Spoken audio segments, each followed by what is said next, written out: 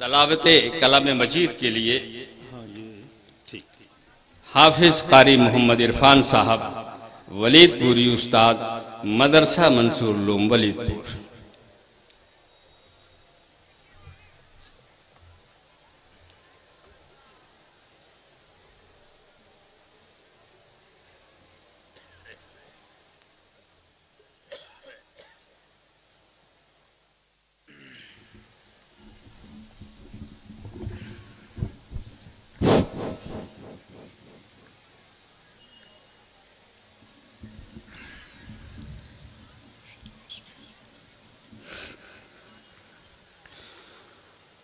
أعوذ بالله من الشيطان الرجيم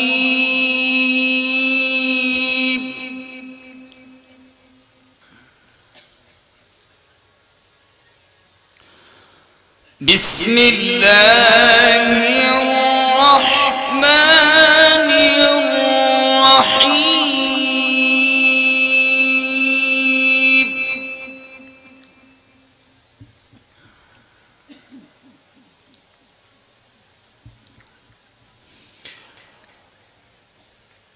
وسيق الذين كفروا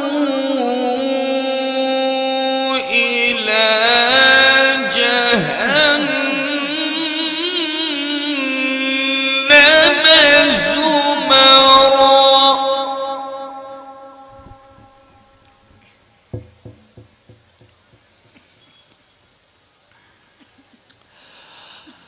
حتى إذا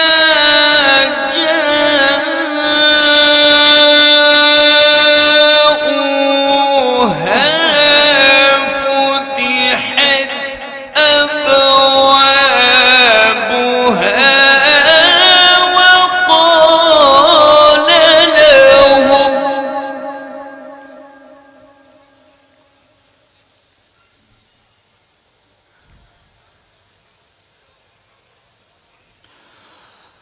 وقال لهم خزنتها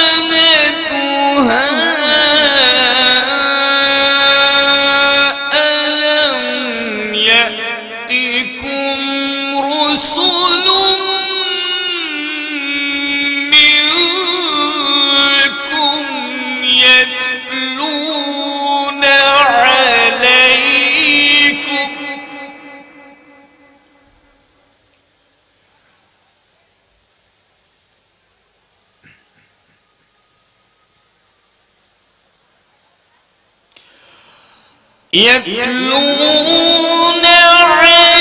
عليكم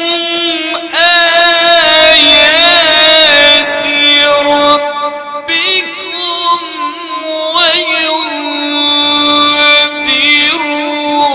وينذرونكم لقاء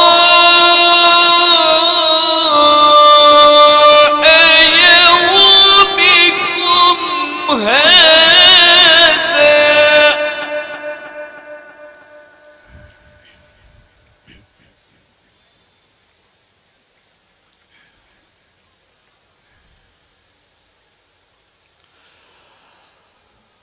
يتلون عليكم آيات ربكم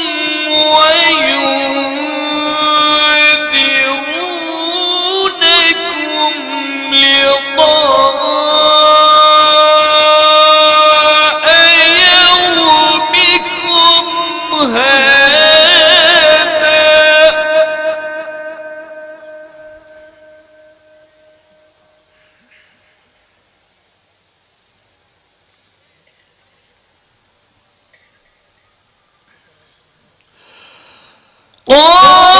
قالوا بلى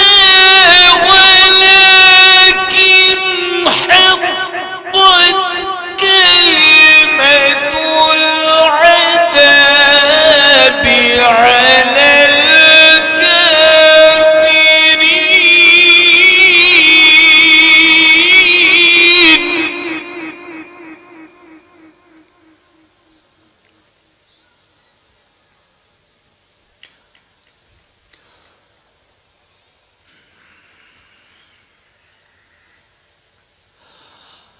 قالوا بلى ولكن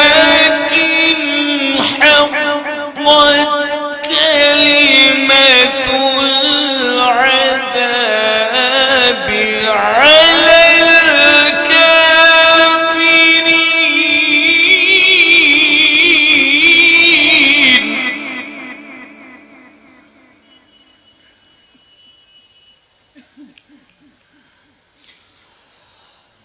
قيل ادخلوا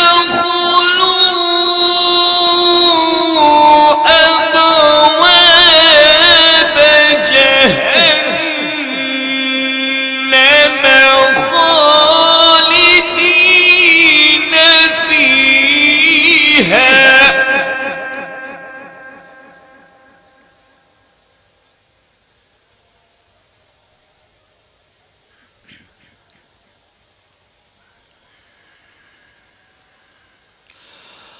فبئس مثوى المتكبرين.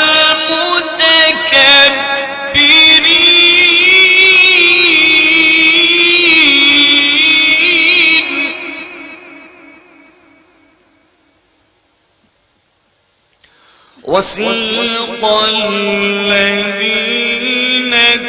اتقوا ربهم إلى الجنة زمرا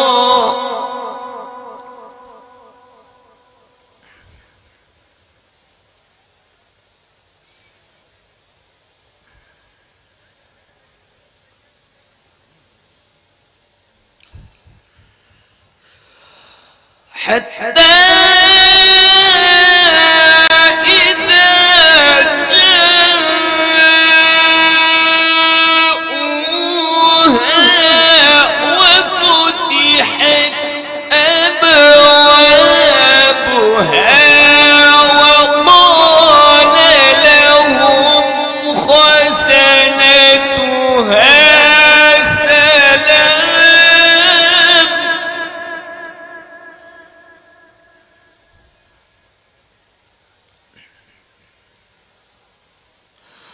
وقال لهم خزنتها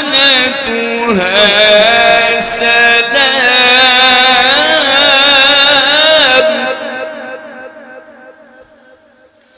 وقال لهم خزنتها سلام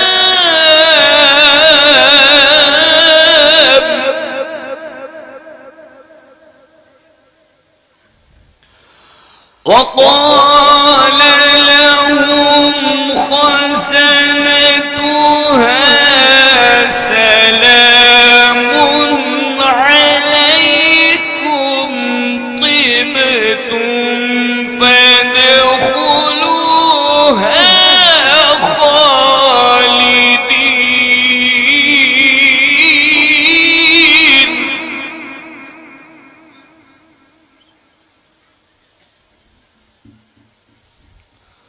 الله أكبر. بسم الله الرحمن الرحيم.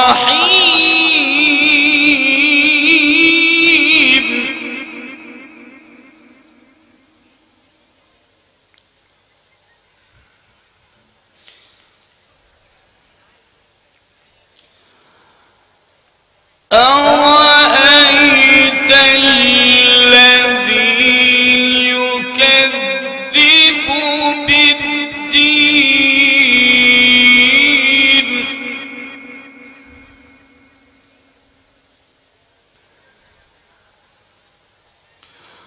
فذلك الذي يدع اليتيم.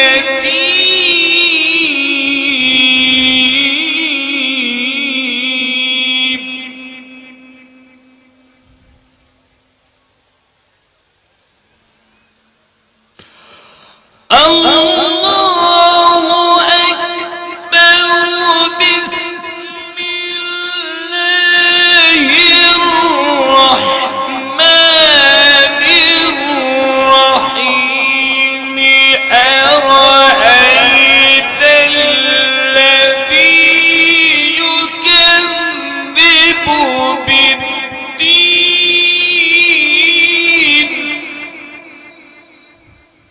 فذلك الذي يدع اليتيم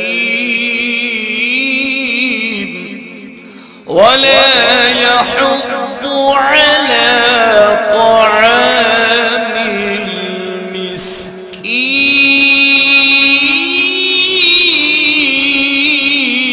المسكين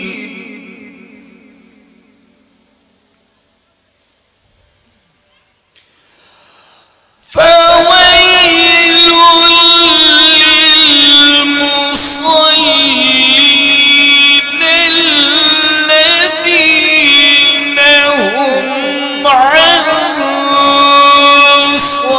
صلاتهم ساهون الذين هم يراءون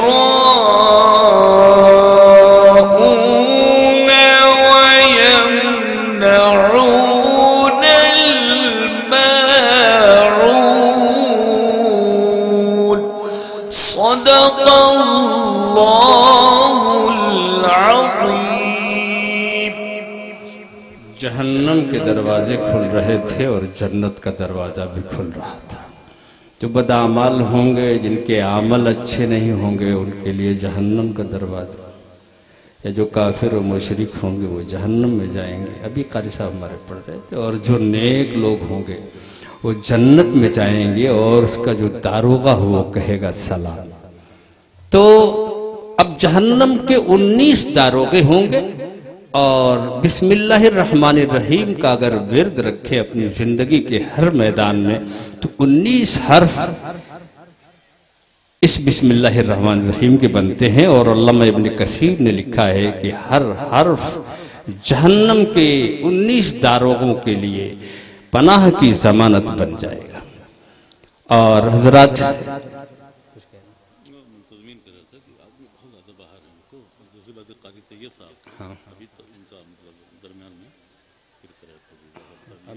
अभी तो इनका मैं बयान करवाता हूँ।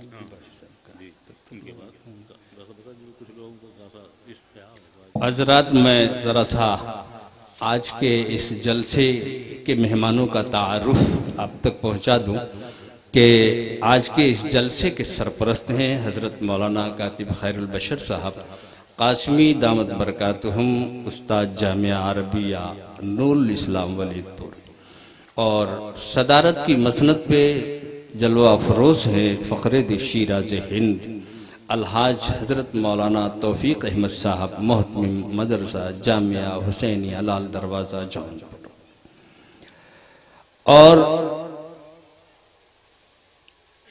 तलावत कलाम मजीद के लिए वो साथ जो बाहर मुल्कों में हिंदुस्तान की नुमाइंदगी करती है वो साथ है हज़रत मौलाना कारी तैयब जमाल साहब मज़ाहिरी सहारनपुरी, उस्ताद माहतुल क़िरात सहारनपुर हमारे दरमियान मौजूद हैं।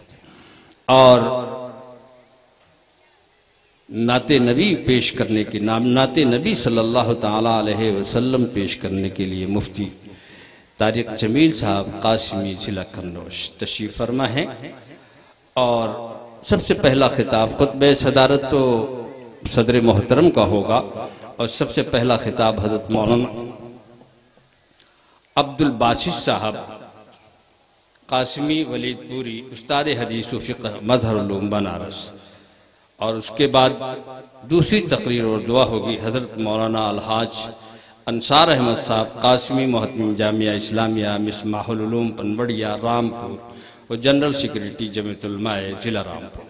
ये आज की मैंने मेहमानों का तारुफ आप तक पहुँचा दिया है और आप दिल जमाई के साथ बैठे। ये सभी हजरात अपने वक्त पे आपको सैराब व फैज़याब करेंगे। और जो दूर दराज लोग खड़े हुए हैं, भाई अगर मेरी आवाज़ आप तक पहुँच रही है तो आपसे बहैसियत एक मेहमान के और अपने मेहमानों के लिए बहैसियत नाजिम एक मेज़बान के, तो इनसे तो मेरी गुजारिश मेज़बान की हैसियत से और आप हजरात जो वलीदपुर और दीगर इलाकों से आए हुए हैं उन्हें मैं एक मेहमान की हैसियत से गुजारिश कर रहा हूं।